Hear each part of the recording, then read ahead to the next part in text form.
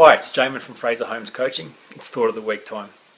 I must have spoken to 3 or 4 people this last week who are experiencing boring, frustrating day jobs that they really didn't enjoy and had a dream to do something different, but the fear of stepping into the unknown, the potential risk of doing something they didn't know what would happen, terrified them, and so they decided to stay where they were.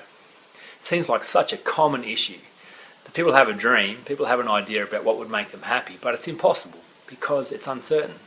And what they've got now, although they don't like it or enjoy it, it's frustrating, it's boring, at least it's safe.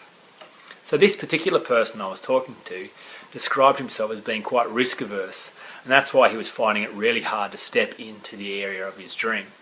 So I considered what he was saying and suggested that he be really risk averse rather than just 50% risk averse, which is how he was being. You see, it's easy to consider the obvious risk of stepping into the unknown, but there was also a whole bunch of risk that he was not considering.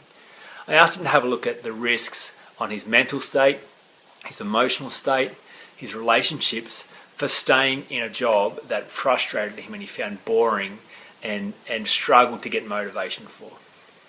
I asked him to consider the risks to his family. He's telling his kids to go follow their dreams and do whatever makes them happy, yet what he's modelling is something totally opposite. I asked him to consider the risk on his energy levels when he gets home from work, flat and discouraged, how that's played out with the people that he loves.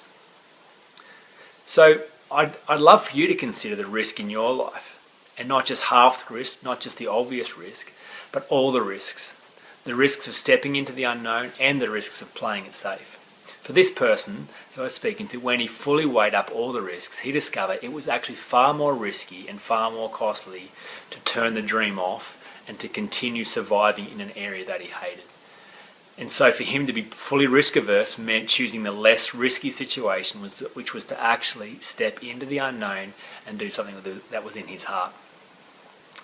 That's Thought of the Week. Now, if you've enjoyed this and want to connect with other resources or find back issues of the Thought of the Week, you can subscribe on our website, frazerholmes.com. That's Frazer with a Z and Holmes like Sherlock. And I'll speak to you again next week. Bye for now.